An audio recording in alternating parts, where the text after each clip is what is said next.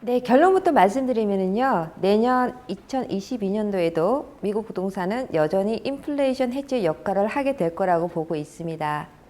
사실 11월 3일 발표된 테이퍼링 발표는요, 이미 예견한 바라 큰 충격은 마켓에 없었습니다. 중하반기 때에 금리 인상이 있게 되더라도 점차적인 인상으로 0.25%씩 올리는 경우로 예상하고 있습니다. 그럴 경우를 대비해서 저희가 계산을 한번 해봤는데요. 리얼터닷컴 미국 주택 중간값을 기준으로 해서 계산을 해봤는데요. 중간값인 38만 달러의 집을 구입했을 경우 미국 첫 주택 구매자의 평균 본인 자금이 7%라고 나와 있습니다. 그럴 경우 7% 다운을 하고 93%의 융자를 받을 경우 현재 이자가 3%를 적용을 해봤는데요. 그럴 경우와 0.25%가 올라갈 경우에 3.25% 이자를 적용을 해봤는데 월 대출 상환금 차익은 48달러 정도로 나왔습니다. 사실 이 금액은요, 집을 사고 못 사고의 결정에 큰 영향을 미치는 숫자는 아닙니다. 물론 일선 도시인 뉴욕이나 LA 같은 데는 주택 중간 가격이 굉장히 비싸기 때문에 그러한 한 달 상환 금액에 대한 차이도 더 클 수가 있지만 사실은 그보다도 우리가 좀 더 주시를 해야 되는 부분은요, 여전히 현격하게 부족한 미국 주택 재고량이고요. 그로 인한 집값 상승이나 임대료 상승, 인플레이션에 대해서 좀 더 주시를 해야 될 것 같습니다. 또한 여기서 중요한 부분이 수요와 공급 부분이 될 수가 있겠습니다. 수요와 공급의 변화를 살펴보면요, 수요에 있어서는 지역에 따라 다소 차이가 있을 거라고 보고 있습니다. 일선 도시일 경우에는요, 수요가 좀 더 줄어들 수도 있습니다. 왜냐하면 집값이 많이 상승된 상태에서 금리 인상이 서서히 이루어졌을 때 대부분의 실소유자들이나 투자자들은 이선 도시로 더 방향을 돌릴 수가 있다고 전망을 하고 있고요. 그럴 경우에는 이선 도시일 경우에는 집을 사기 위한 실수요자라든지 투자자가 좀 더 증가할 거라고 전망하고 있습니다.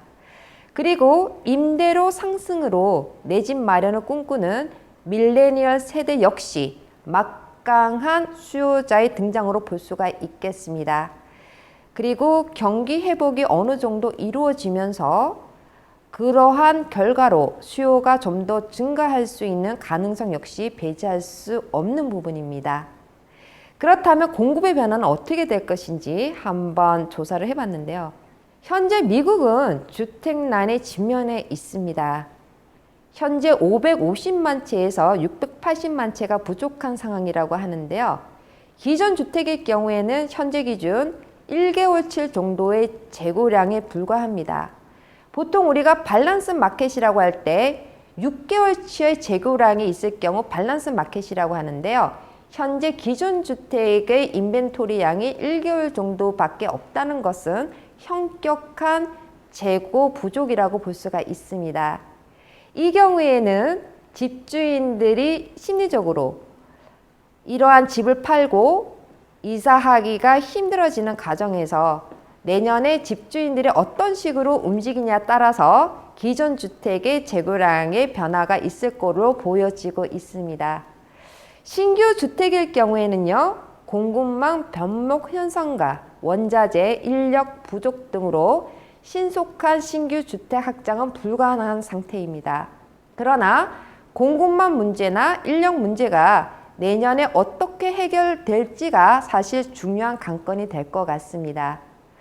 차압주택에 있어서는요, 모기지 유예 정책이 완료된 후 차압 매물이 내년 중후반기에 추가 매물로 등장할 수는 있습니다. 그러나 코로나 이전의 차압 매물보다 적을 것으로 전망하고 있습니다.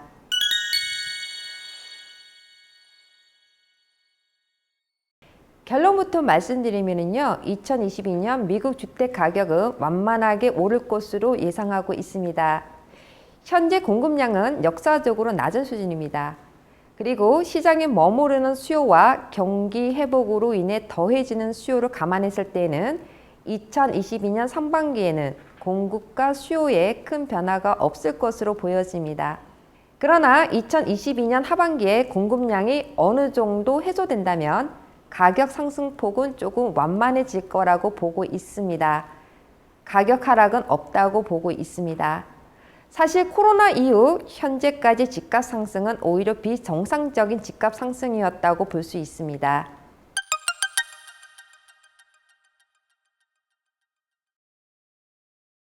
(2022년도에도) 임대료는 오를 거라고 보고 있습니다. 코올로직에 따르면 2020년 이후 임대료가 전국적으로 5% 이상 증가를 했습니다. 그 이유를 말씀드리면요, 첫 번째는 구입할 집이 부족하다는 것입니다. 살 집이 없으니까 어딘가에서는 살아야 되기 때문에 대부분의 사람들이 임대주택으로 전환할 수밖에 없는 그런 상황이 되는 거고요. 두 번째는 비린 경쟁으로 구매를 한 집주인들이 임대료를 올려서 임대를 하는 경우가 많은 경우였기 때문에 여전히 임대료가 상승할 것으로 보고 있고요. 세 번째로는 공실률이 굉장히 낮습니다. 보통 미국에서는 임대용 아파트가 대부분인데요. 그럴 경우 내가 만약에 지금 당장 임대로 아파트에 들어가고 싶어도 들어갈 집이 없다는 겁니다. 그렇기 때문에 먼저 대기자 명단에 이름을 올리고 기다렸다가 내 차례가 됐을 때 그 아파트에 입주가 가능하다는 그게 현실입니다. 그리고 저가 임대주택이 굉장히 부족한 상황입니다. 이런 이유 등이 갑자기 빨리 바뀌어질 거라고 보고 있지 않습니다. 그렇기 때문에 내년에도 임대료는 오를 거라고 보고 있습니다.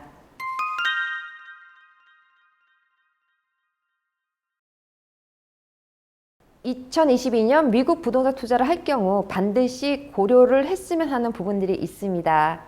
첫 번째는 미국 내 사람들의 움직임을 파악하라. 저는 그 부분을 강조하고 싶은데요. 어느 지역에 투자를 하던 사실 사람의 움직임이 굉장히 중요합니다.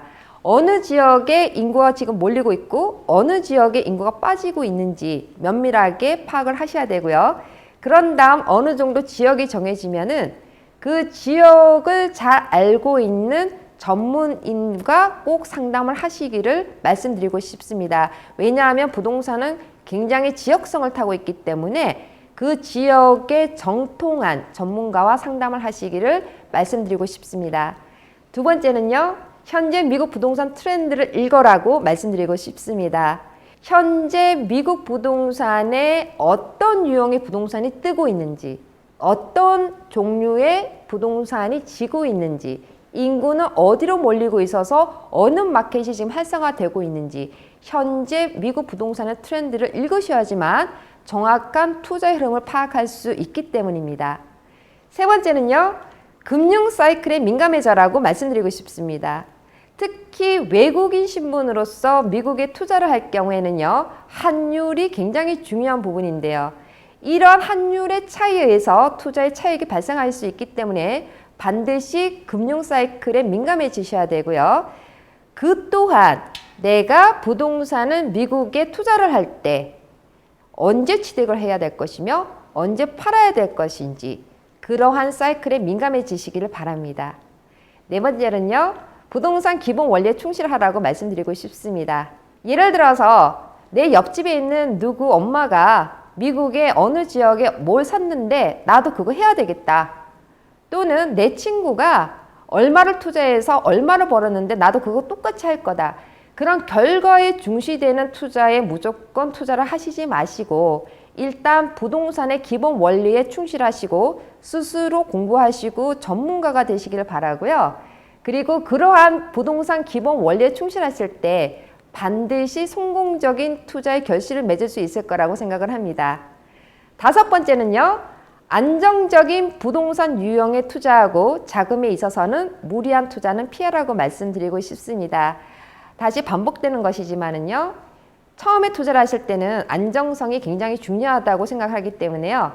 지금 현재 2022년 미국 부동산 투자를 고려하시고 있는 분들이시라면요, 현재 안정적인 부동산 유형에 투자를 하라고 말씀드리고 싶고요. 자금에 있어서도 너무 무리한 투자는 피하라고 말씀드리고 싶습니다.